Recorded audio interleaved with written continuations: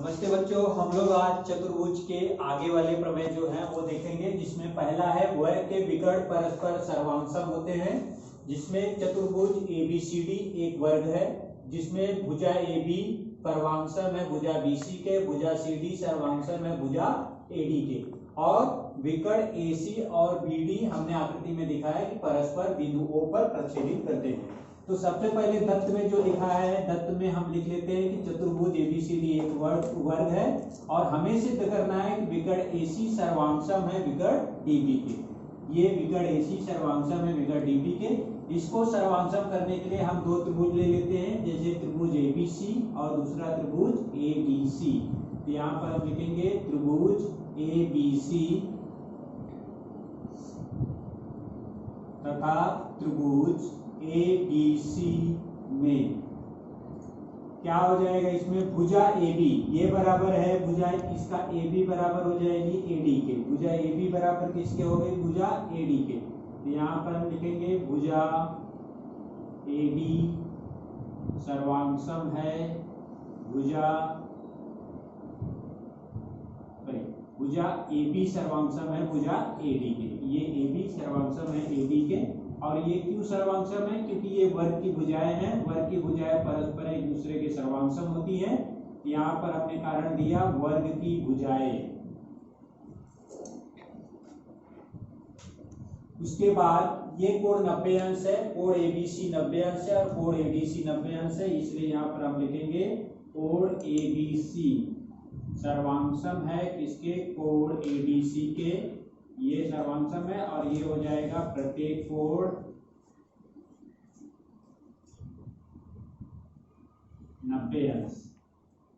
ये इसलिए सर्वांसम है क्योंकि ये 90 ये 90। उसके बाद BC बराबर हो जाएगा किसके, BC के। इसलिए क्या हो जाएगा, भुजा BC सर्वांसम है भुजा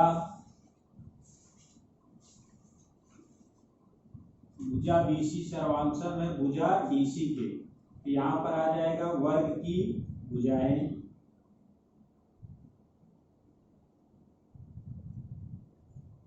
अब भू को भू, यहाँ पर भुजा, यहाँ पर कोण और इधर पे भुजा, इसलिए क्या हो जाएगा, त्रिभुज ABC सर्वांसम हो जाएगा त्रिभुज ADC। और सर्वांसमता की भू को भू कसौटी से, सर्वांसमता की भू को भू कसौटी से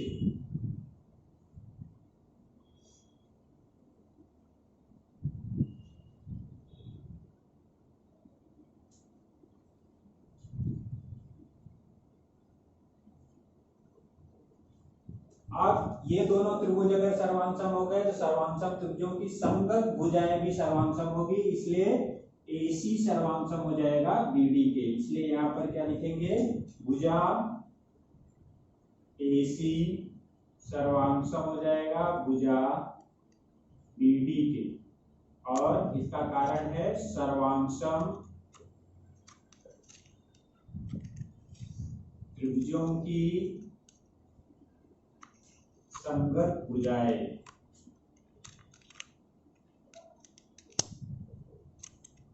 इसलिए विकर्ण AC सर्वांसम होगा विकर्ण BD के, क्योंकि ये विकर्ण थे, AC और BD दोनों विकर्ण थे, ये दोनों सर्वांसम हो गए।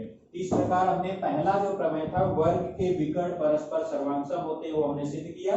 दूसरा प्रमेय भी देखते हैं, समचतुर्भुज के विकर्ण परस्पर लंब समद्विभाजक होते हैं। तो यहाँ पर हमें एक समचतुर्भुज दिया है, समचतुर्भुज PQRS। हमें सिद्ध करना है कि उसके जो विकर्ण PR और विकर्ण QS है वो दोनों परस्पर एक दूसरे के लंब समद्विभाजक है। तो यह चतुर्भुज PQRS है, जिसमें भुजा PQ बराबर है भुजा QR के, भुजा RS बराबर है भुजा SP के, और उसके विकर्ण परस्पर एक दूसरे के लंब समद्विभाजित करते हैं, ये हमें सिद्ध करना है। तो सबसे पहले हम लिखते हैं चतुर्भुज PQRS एक समचतुर्भुज है। पहला हमें क्या चिन्ह करना है, विकर्ण PR या विकर्ण QS का लंब समद्विभाजक है। दूसरा विकर्ण QS या विकर्ण PR का लंब समद्विभाजक है। इसको सिद्ध करने के लिए सबसे पहले हमें क्या करना है कि जो आकृति में और चतुर्भुज के नाम से हमें पता चलता है कि ये समचतुर्भुज है, PQ बराबर है QR के और QR बराबर है RS के, RS बराबर है SP के। इसलिए सबसे पहले लिखेंगे सिंस चूंकि चतुर्भुज PQRS एक समचतुर्भुज है, ये समचतुर्भुज हो गया। अब समचतुर्भुज है, ये दत्त में दिया गया, हमने लिख लिया। उसके बाद भुजा बराबर है कौन कौन सी, यहाँ पर लिखेंगे PQ बराबर है हमारा QR के और QR बराबर है RS के और RS बराबर है SP के। ये कथन नंबर 1। और ये क्यों हो गया, क्योंकि ये समचतुर्भुज की भुजाएं हैं।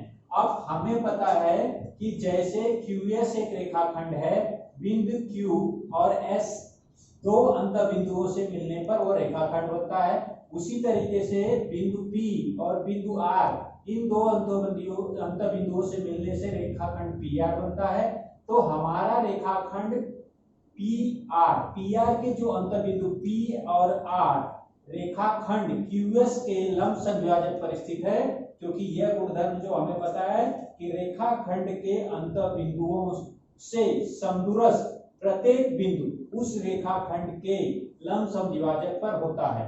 रेखाखंड के अंत बिंदु, ये रेखाखंड QS और ये S का अंत बिंदु है।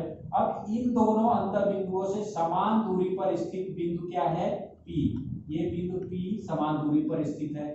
जब बिंदु P समान दूरी पर स्थित है, इसका मतलब क्या हो गया कि वह बिंदु उस रेखाखंड के लंब समद्विभाजक पर स्थित है। इसलिए हम क्या लिखेंगे यहाँ पर, बिंदु P बिंदु R यह रेखाखंड QS के अंत बिंदुओं से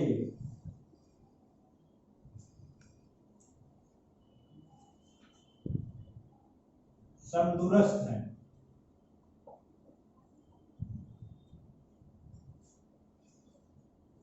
इसलिए बिंदु P बिंदु R यह रेखाखंड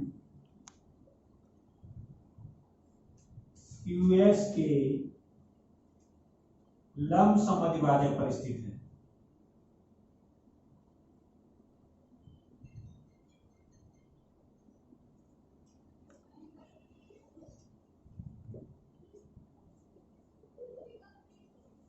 ये हो गया हमारा। अब उसके बाद दो भिन्न बिंदुओं से, चूंकि दो भिन्न बिंदुओं से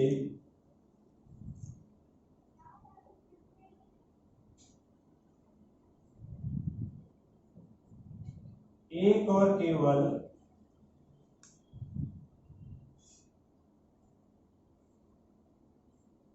एक रेखाखंड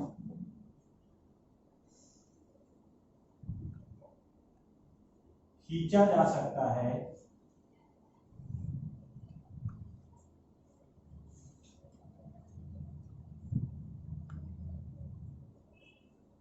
इसलिए विकर्ण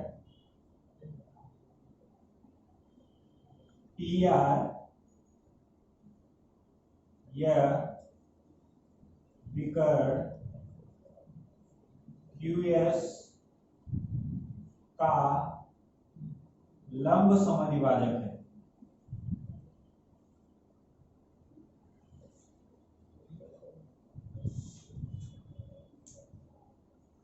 उसी प्रकार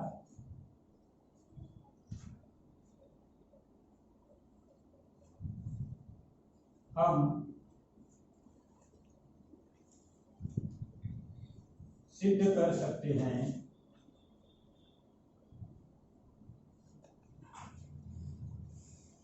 कि विकर्ण QS यह विकर्ण PR का लंब समद्विभाजक है।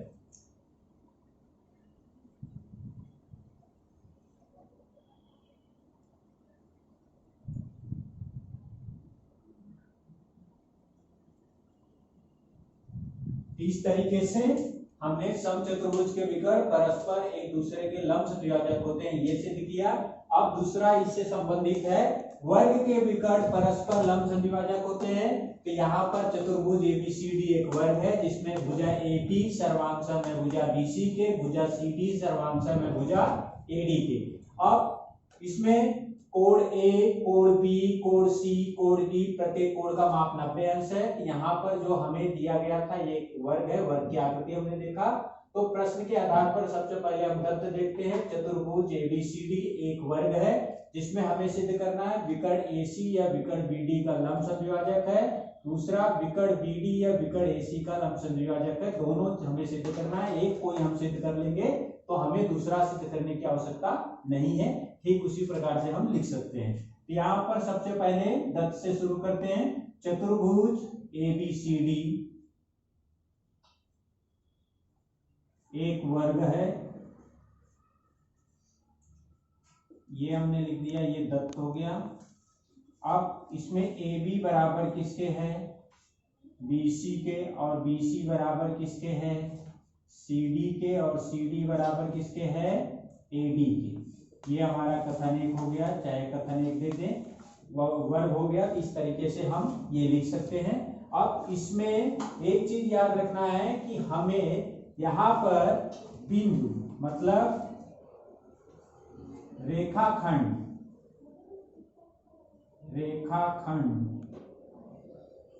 BD के अंतर बिंदुओं से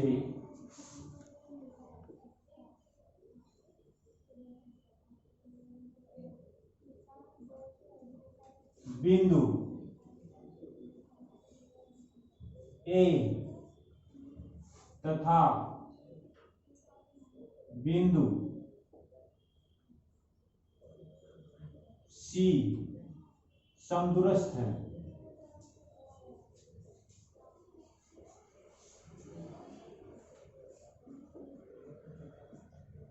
अब रेखाखंड BD के दो अंतर बिंदु B और D हो गए, उससे समदूरस्थ बिंदु A और C, ये दोनों क्या है? समदूरस्थ है। दो भिन्न बिंदुओं से एक और केवल एक रेखा खींची जा सकती है, और तथा किसी रेखा का एक और केवल एक लंब समद्विभाजक होता है। इसलिए हम डायरेक्टली लिख सकते हैं यहाँ पर कि रेख AC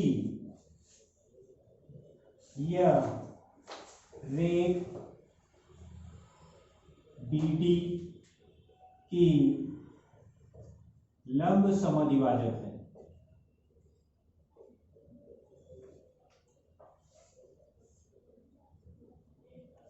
इसका मतलब विकर्ण AC या विकर्ण BD का लंब समद्विभाजक है।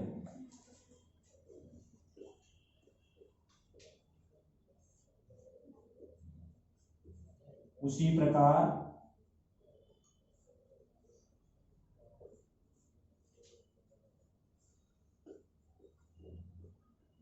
हम सिद्ध कर सकते हैं कि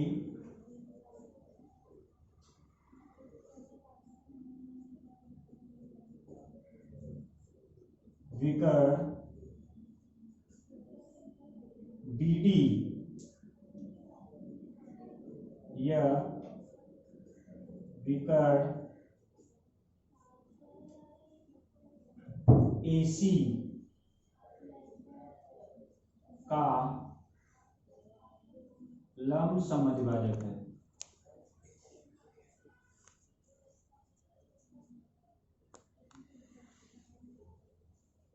इस तरीके से हमने वर्ग के विकर्ण परस्पर लंब संद्विभाजक होते हैं ये सिद्ध किया। अगर हम ध्यान से देखें तो समचतुर्भुज के विकर्ण परस्पर लंब संद्विभाजक होते हैं, वर्ग के विकर्ण परस्पर लंब संद्विभाजक होते हैं। ये दोनों प्रमेय के जो उत्पत्ति है लगभग एक जैसी है।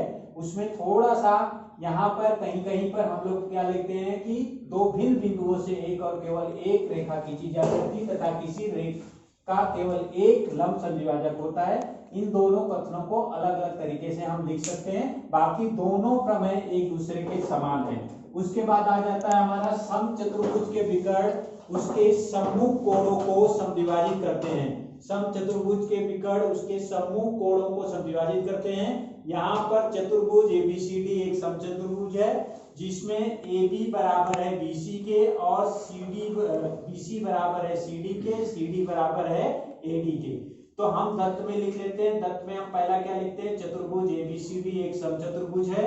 विकर्ण AC यह कोण BAD और कोण BCD को समद्विभाजित करता है, ये हमें सिद्ध करना है। तो सबसे पहले हम दो त्रिभुज ले लेते हैं, त्रिभुज ABC और त्रिभुज ADC में। यहाँ पर हम लिखेंगे त्रिभुज ABC तथा त्रिभुज ADC में। यहाँ पर ADC में हमने क्या लिखा, त्रिभुज ABC और त्रिभुज ADC में भुजा AB बराबर किसके है, भुजा AD के। यहाँ पर लिख लेते हैं हम भुजा AB बराबर है भुजा AD और उसके बाद भुजा BC बराबर है भुजा DC के। यहाँ पे लिखेंगे भुजा BC बराबर है भुजा, या सर्वांशम लिख सकते हैं, बराबर दोनों एक ही है। BC सर्वांशम किसके है, CD के। और ये क्यों है, क्योंकि ये समचतुर्भुज की क्या है, भुजाएं हैं। यहाँ पर हम लिखेंगे समचतुर्भुज की भुजाएं, इसलिए ये दोनों समान है। AB बराबर किसके है, AD के, BC बराबर है CD के। अगर हम ध्यान देते हैं तो हमारा जो ये AC है, AC दोनों त्रिभुजों में समान है। नाम अगर त्रिभुज का देखते हैं, त्रिभुज का नाम ABC और ADC है। तो भुजा AC सर्वांशम है भुजा AC के, और ये क्या हो जाएगा हमारा सामान्य भुजा, कॉमन है ये, इसलिए ये क्या हो जाएगी सामान्य भुजा। अब इसके आधार पर त्रिभुज ABC और त्रिभुज ADC भू कसौटी के आधार पर सर्वांशम है, इसलिए यहाँ पर हम लिखेंगे त्रिभुज ABC सर्वांशम है त्रिभुज ADC।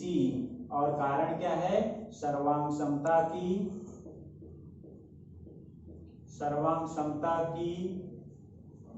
भू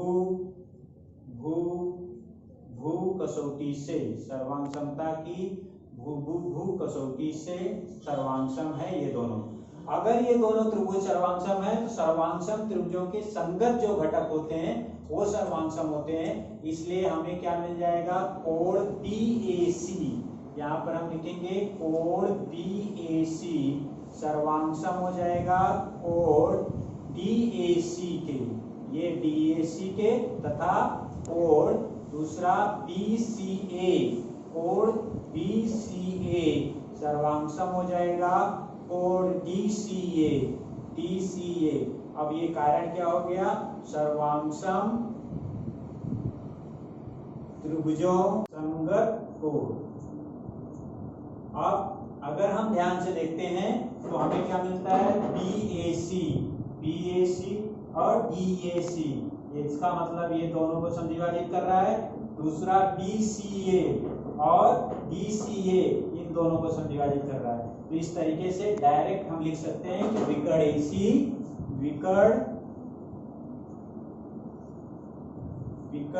AC यह कोण BAD तथा कोण BCD को समद्विभाजित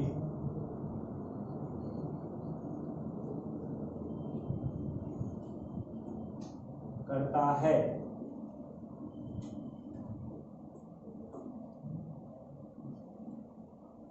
इस तरीके से हमने सब चतुर्भुज के विकर्ण उसके समूह कोणों को समद्विभाजित करते हैं यह प्रमेय सिद्ध किया।